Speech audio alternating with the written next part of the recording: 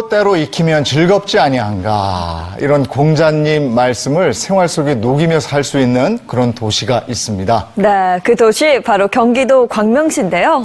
이 배움의 기쁨을 생활 속에 어떻게 녹이면서 살아가는지 그 얘기를 여러분과 함께 나누겠습니다. 박승원 광명시장님 어서 오세요. 네, 안녕하세요. 네, 반갑습니다. 반갑습니다. 네, 우선 저희 행복한 아침 시청자 여러분께 정식으로 인사 한마디 부탁드리겠습니다. 네, 안녕하세요.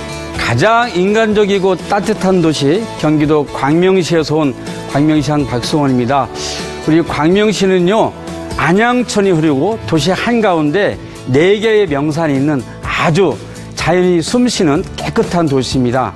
그리고 전국 어디든지 갈 수 있는 KTX 광명역 있고, 그리고 연 100만 명이 찾아오는 광명동굴이 있는 수도권 최고의 관광도시입니다. 네. 역시 광명시장님답게 광명이 된 자랑을 이렇게 하면서 문을 열어주셨습니다. 네. 네. 광명시가 특히나 이렇게 교육에 힘을 쏟는 이유가 있습니까?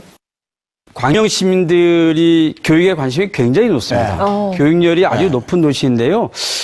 그 예전에 평준화가 되기 전에는 초등학교만 졸업하면 중학교와 고등학교 올라갈 때 인근에 광명시가 서울시가 아주 인접해 있는 도시다 보니까 서울로 많이 이사 가고 그랬었습니다. 그래서 어떻게 하면 이 도시를 교육도시로 잘 만들 것인가, 이런 고민들이 광명시뿐만 아니라 모든 시민들이 갖고 있었던 고민들이 아주 많았었습니다. 네. 특히나 이 광명시가 추구하는 게 평생학습이잖아요. 네. 근데 평생학습하면 그냥 말 그대로 평생학습하는 걸 떠올리는데 네. 시장님이 생각하는 평생학습은 뭔가요? 평생학습이야말로 우리 삶을 변화시키는 가장 유일한 힘이라고 생각합니다. 우리가 태어나서 죽을 때까지 끊임없이 공부하고 배우는데, 어떻게 하면 그 배우고 나누고 하는 것을 지역사회에서 함께 펼쳐나갈 것인가. 지역사회 평생교육 공동체를 만들어나가는 것, 이것이 저는 굉장히 중요한, 지역사회를 이끌어가는 굉장히 중요한 과제라고 생각하고요. 학습이야말로 더불어 함께 사는 사회를 만들어가는 가장 중요한 지름길이라고 생각합니다. 네. 시장님은 이제 평생 학습, 평생 배움을 통해서 좋은 사회로 만들어 나가는 이런 말씀을 지금 하셨단 말이에요. 아무래도 평생 학습의 중요성을 몸소 느끼시기 때문에 이런 것들이 가능한 게 아닌가 싶은데, 이 모두를 실천할 수 있는 방법 이제부터 좀 털어놔 주시죠. 네. 우리가 살아가는 이유가 뭐죠? 우리가 살아가는 진짜 이유는 내가 행복을 추구하기 때문이잖아요. 행복하기 위해서 우리가 살아가는데, 행복하기 위해서는 뭔가 생각하고 성찰하고 미래에 대한 자기 설계를 해야 되잖아요. 그 모든 것에 대한 지혜는 다 책 안에 있고 학습을 통해서만이 가능하다고 생각하거든요. 그렇게 해서 그 과정을 통해서 자신을 변화시킬 수 있고, 그 자신이 변화되면서부터 점점 지역사회 또는 국가에 대한 더 많은 생각들을 하게 되잖아요. 나와 또 다른 나와 이웃이 함께 만나서 지역 공동체를 형성하다 보면 지역사회도 변화시키고 세상도 변화시키는 그런 힘을 갖는 것이 저는 학습이라고 생각합니다. 그러니까 평생 학습을 통해서 나를 변화시킬 수 있고 더 나아가서 세상을 변화시킬 수 있다. 그렇다면 평생 학습을 위한 어떤 노력을 해야 될까요? 그 가장 중요한 것은 이런 시민 누구나 이런 학습할 수 있는 평생 학습 체제를 만드는 것이 중요하잖아요. 그 광명시민 누구누구나 전 국민 모두가 열린 학습을 할 수 있는 체계를 만들어주는 건데, 그래서 광명시는 1999년도에 대한민국 최초로 광명시가 평생학습 도시 선언을 했습니다. 평생학습 도시 선언을 하고 센터를 만들어서 광명시의 평생교육 체제를 만들었습니다. 그래서 실제로 청소년부터 성인들까지 누구든지 학습할 수 있는 학습 체계를 만들어 왔어요. 그렇게 20년 동안 해오다 보니까 뭔가 좀 부족한 게 있는 것 같아요. 그래서 올해 4월에는 장애인 평생학습 도시 선언을 했습니다. 그런 인프라 구축부터 거의 관련된 예산을 세우는 작업들을 좀 하고 있는데요. 다행히 교육부에서도 잘한다고 예산을 지원해줘서 그 사업들을 열심히 좀 추진을 좀 하고 있습니다. 장애인 평생교육도 그렇지만은 은퇴 세대를 위한 평생교육 시스템도 있다면서요? 평생교육의 가장 중요한 두 가지 핵심은 은퇴 없는 사회, 그리고 품격 있는 사회를 어떻게 살아갈 것인가라고 하는 그런 기반들을 마련하는 건데, 저희가 하고 있는 평생학습원의 프로그램 중 가장 인기 있는 게 인색, 그 다모작, 인생 이모작 프로그램. 네. 이 프로그램에 대해서 시민들이 관심이 제일 많고요. 만족도가 조사해보면 거의 95% 예. 이상으로 납니다. 네, 은퇴 세대를 위한 평생학습, 장애인들을 위한 평생학습. 그럼 뭐 당연히 청년들에게 도움이 되는 평생학습 시스템도 있을 것 같아요. 그 청년들한테 저희들이 하고 있는 것들이 좀 굉장히 많이 있는데 네.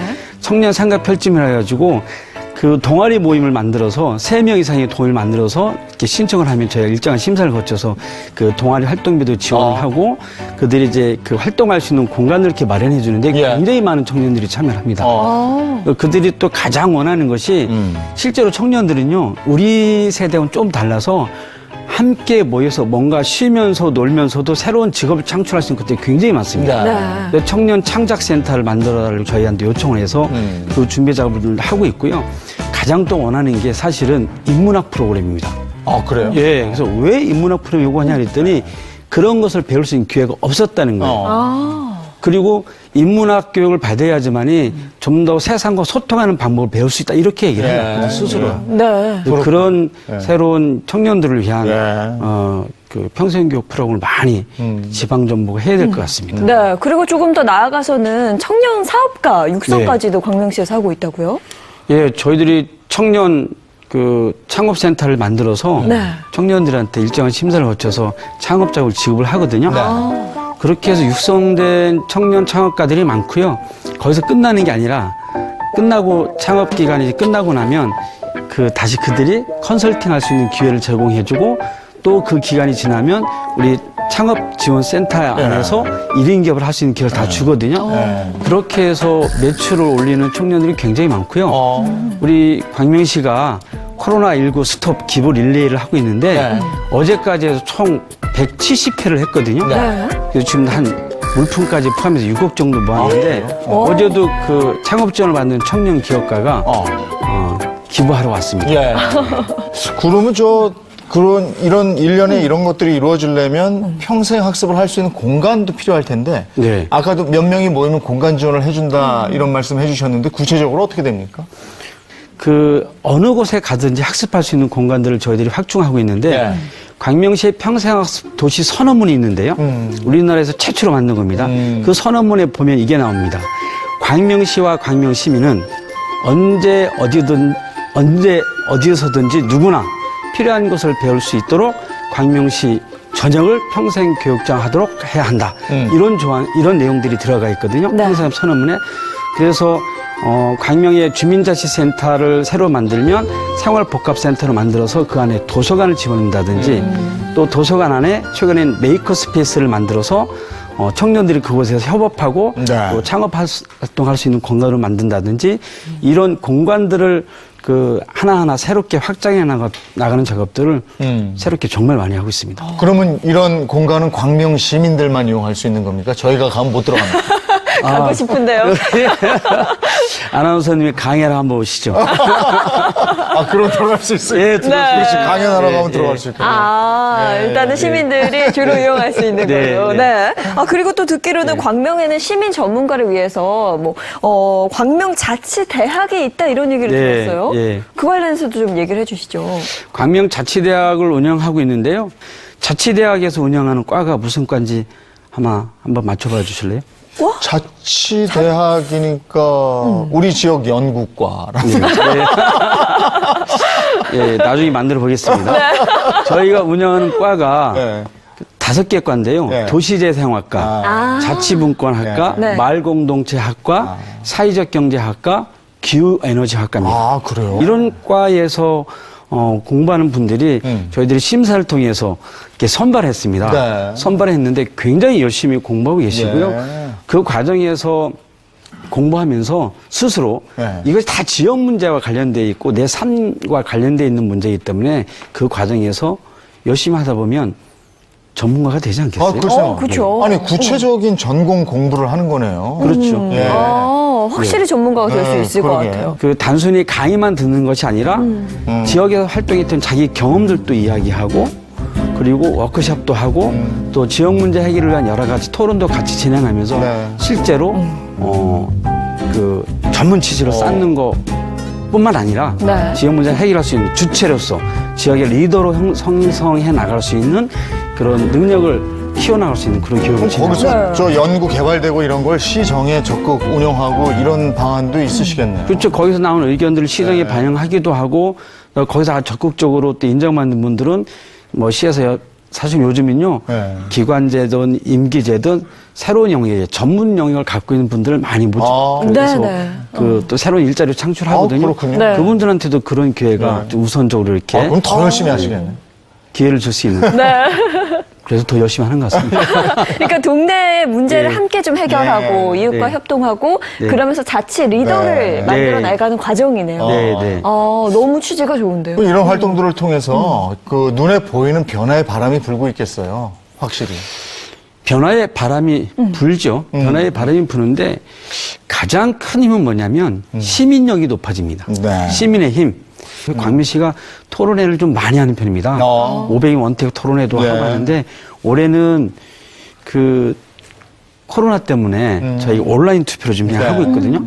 근데 그 사전에 그 시민들한테 100억의 예산을 가지고 내년도 예산 한번 세워보세요라고 해서 단위별로 소단위별 토론을 몇 차례 해서 그분들이 한 50여 가지의 의자를 선정해가지고 올려놨어요, 지금. 그걸 그 시민들이 이렇게 그 우선순위 투표를 하고 있는데요.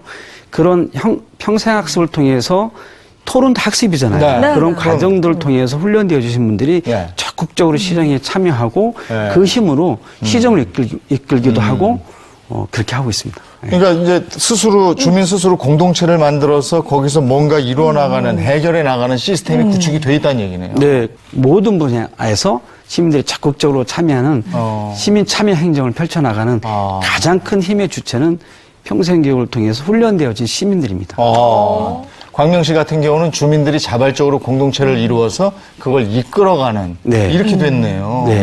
그럼 거기서 보람도 찾으실 것 같고 이 광명시 전체가 평생학습장이면서 개개인도 평생학습을 스스로 주도해가는 이런 예, 분들이 예, 되겠네요. 네. 그런 면에서 뭐 여러 가지 준비를 하셨네요. 네. 예. 그 말씀하셨던 것처럼 방금 그 내용 중에 네. 느슨한 학교라는 게 있습니다. 느슨한 학교. 네. 자기가 갖고 있는 사업장을 평생교육정화로 이렇게 전환도 시켜나갑니다. 그래서 자기가 갖고 있는 카페나 이런 곳을 아유 평생교육정화를 하겠습니다라고 신청하면 이제 시가 지정을 해주면 그곳에서 자기가 강의도 할 수 있고요. 또 그곳에 와서 누구든지 또 공부도 할 수 있는 그런 형태의 것들을 다양한 방식으로 좀 하고 있고요. 최근에 그 기후 에너지와 관련해서 넷제로 카페라고 하는 곳이 있어요. 넷제로 카페. 넷제로 카페. 그러니까 탄소 중립 시대를 만들어 가기 위한 건데요. 넷제로 카페 4개를 선정했는데요. 네. 그 카페에서 재생 에너지, 그러니까 신재생 에너지도 생산하고 그 카페에 자전거가 있습니다. 그럼 아이들이 와서요. 그 딸기 주스 먹고 싶어요. 네. 그러면 딸기 줍니다. 그러면 거기다 넣어가지고 자전거 이렇게 밟으면 에너지를 만드는구나. 네. 그렇게 해서 주스 마시고 거기서 에너지에 관련된 교육도 하고 강의도 하고 이런 형태의 재밌네. 그것이 다 평생학습장이 되는 곳이고 그것이 또 우리 모두가 함께 그 안에서 나눔도 할 수 있는 형태로 조금씩 시민 주도의 삶으로 바뀌어 나가고 있는 것 같아요. 네, 이렇게 말씀을 쭉 들어보니까요. 광명시가 정말 이 평생학습에 대해서 다양한 프로그램을 가지고 있고 또 그걸 바탕으로 해서 시스템도 잘 구축이 되어 있다는 게 정말 느껴지네요. 네. 근데 앞으로 시장님의 계획은 또 어떠신지 궁금해요. 앞으로 광명시는 이런 평생학습 체계를 좀 새롭게 구축해 나가는 데 있어서 좀 새로운 변화를 모색해 나가려고 합니다. 네. 예. 그동안은 시가 좀 주도적으로 했다면 이제는 시민 주도로 좀 바꿔나가고 싶습니다. 시민 주도로 새로운 평생학습 시대를 만들어 나가고 싶어요. 네. 왜냐하면 위대한 도시는 위대한 시민이 만들고 그 위대한 시민은 평생학습이 만든다고 생각하거든요. 그러니까 평생학습, 광명 시민들이 평생학습에 많이 참여해서 그들의 힘으로 광명시를 만들어 나가는 그런 새로운 평생학습 시대를 만들어 나가고 싶습니다. 네. 시민이 진정한 주인이 되는 광명시. 네. 그리고 그 토대는 평생학습을 통해서. 오늘 좋은 말씀 나눠주셔서 고맙습니다. 박승원 광명시장과 함께했습니다. 고맙습니다, 시장님. 고맙습니다. 감사합니다.